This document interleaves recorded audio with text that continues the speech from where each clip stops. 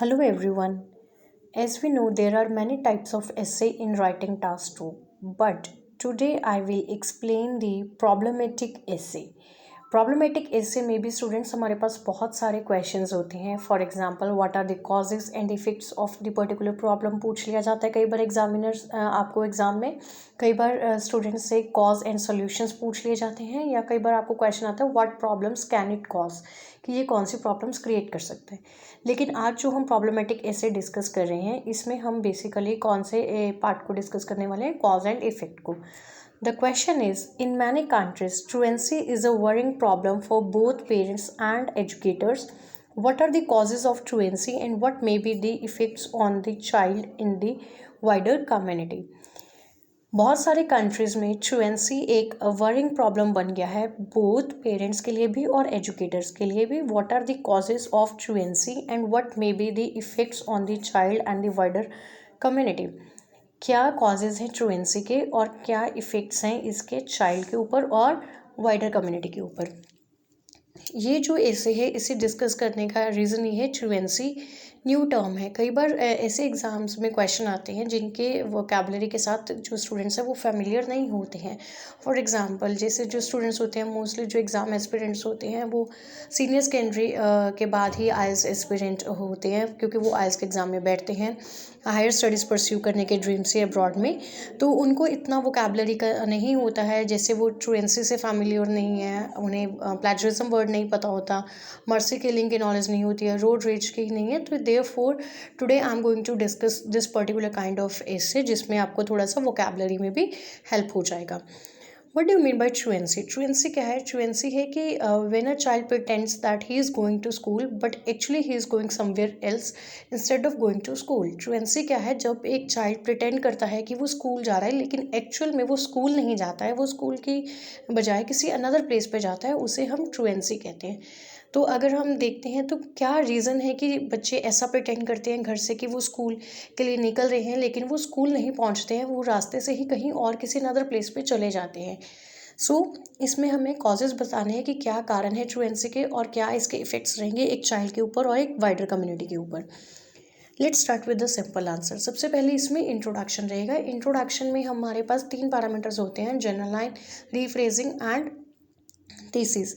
जो हमारा general line रहता है ये ऑप्शनल होता है, जो रीफ्रेजिंग होता है वो हमने बेस लाइन से करना होता है, जो हमारा थीसिस रहेगा वो हम डिमांड लाइन से करते हैं. यहाँ पे आज हमारे पास 2 डिमांड लाइन्स हैं. व्हाट आर इट्स कॉजेज करके बात की गई है, और जो इफेक्ट्स है ये दूसरी डिमांड लाइन है. डिमांड लाइन आपको बताती है ऐसे की टाइप क्या है, ऐसे का स्ट्रक्चर क्या है, और ये आपको थीसिस लिखने में हेल्प करती है. वेयरएज जो आपकी बेस लाइन रहती है ये आपको जनरल लाइन लिखने में हेल्प कर पाती है, क्योंकि यहाँ से आपको कीवर्ड मिलता है जिसके ऊपर एक आप जनरल स्टेटमेंट लिखते हैं जो न्यूट्रल रहती है. और दूसरा क्या रहता है यहाँ पे, आपको रिफ्रेश करने में भी यही स्टेटमेंट हेल्प करती है. तो यहाँ पे मैंने इसे रिफ्रेश किया है. It is observe that truancy has become a serious matter of concern in many Nations for both teachers and parents. In the below paragraphs I will highlight the reasons for this concept along with its negative effects. ऐसा observe किया गया जो truancy has become a serious matter of concern, कि ये एक चिंताजनक विषय बन गया है बहुत सारे नेशंस में. किन के लिए? टीचर्स के लिए भी और पेरेंट्स के लिए भी. इन दी बिलो पैराग्राफ्स, आने वाले पैराग्राफ्स में मैं हाईलाइट करूंगा रीजंस इस कंसेप्ट के, कि क्या कारण है truancy क्यों हो रहा है और इसके नेगेटिव इफेक्ट्स को. बॉडी पैराग्राफ 1 में आपने क्या करना है, कॉजेज को हाईलाइट करना है. कॉजेज को लिखने के लिए, आइडिया एलाबोरेट करने के लिए we have 2 method, idea, explanation, example, और आप व्हाट, वाई, हाउ करके भी कर सकते हैं. The main reason for truancy is bullying. Main reason क्या है truancy का? बुलिंग है. टू इलाबोरेट इट, इसे अदर वर्ड्स में मैं एक्सप्लेन कर रही हूँ. Many students think that they will B bullied bye there senior students in the school for, और they will make fun of them due to their weight, skin color, so they avoid going to school on regular basis. पहला reason क्या है truancy का? Bullying. बहुत सारे students को लगता है कि उनकी बुलिंग होगी सीनियर स्टूडेंट्स द्वारा अगर वो स्कूल जाएंगे, वो उनका फ़न बनाएंगे, मजाक बनाएंगे उनके वेट, स्किन, इन ग्राउंड्स के ऊपर. इसके आधार पे उनका मजाक उड़ाया जाएगा, इसलिए वो अवॉइड करते हैं स्कूल जाने पे रेगुलर बेसिस में. अनदर कॉजेज, दूसरा कॉज क्या है, is the parents have hectic schedules. Parents का हैक्टिक स्केड्यूल है, therefore they do not have enough time to keep an eye on the activities of their children because they trust and love them. उनके पास hectic schedule है, इसलिए उनके पास समय नहीं है अपने बच्चों के एक्टिविटीज़ के ऊपर निगरानी रखने का, क्योंकि वो उन्हें प्यार भी करते हैं और उन्हें ट्रस्ट भी करते हैं. Whereas children take advantage of this and instead of going to school they go somewhere else. यही कारण बनता है दूसरा ट्रॉन्सी का कि बच्चे क्या है इस चीज़ का फ़ायदा उठाते हैं, वो इस चीज़ को एडवांटेज लेते हैं और वो स्कूल जाने के बजाय कहीं और ही चले जाते हैं। Moreover some learners think that, कुछ लर्नर सोचते हैं they will be punished by their teachers if they will not perform well academically. Going to this fear they dislike going to school daily. कुछ students में ये भी fear factor रहता है कि अगर उन्होंने एकेडमिक टास्क में अच्छा परफॉर्म नहीं किया तो जो उनके टीचर्स हैं उनको पनिश करेंगे, तो इस फैक्टर की वजह से वो स्कूल नहीं जाते हैं। तो ट्रुएंसी के 3 रीजंस हुए यहाँ पे, एक बुलिंग, एक पेरेंट्स की कह लीजिए कि दे will not keep an I on the activity of their children, वो नहीं कर रहे हैं या नहीं करेंगे या नहीं करते हैं जिसकी वजह से वो स्कूल नहीं जा रहे हैं। तीसरा रीज़न हमने ये बताया कि टीचर्स की वजह से जो बच्चों में एक फियर फैक्टर है वो इन 3 कारणों की वजह से ट्रुएंसी हो रहा है, वो स्कूल जाने से अवॉइड करते हैं। बॉडी पैराग्राफ 2 में क्या लिखेंगे, इफेक्ट्स लिखेंगे कि ट्रुएंसी के नेगेटिव इम्पैक्ट्स क्या हैं। तो जो हमने कॉजेज लिखे हैं हम इफेक्ट्स को उसके साथ ही कोरिलेट करेंगे ताकि हमारा कोहेरेंस बना रहे यहाँ पे। The negative effects of truancy can not be ignored such as due to bullying they avoid attending the school और share this issue with parents और teachers because they feel ashamed और inferior in front of them. Resultantly, this puts a negative impact on their mind which further hampers their cognitive growth.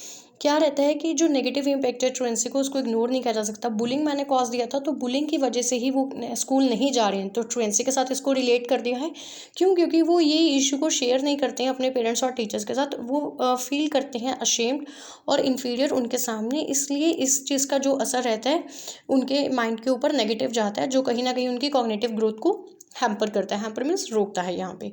Another serious impact is that, दूसरा serious impact क्या रहेगा, is that due to lack of parents supervision, parents की supervision की कमी की वजह से they do not go to school because they become part of bad company which provokes them to do malpractices like consumption of alcohol in the early stages of life which put an adverse impact on their future and distract them from the path of learning.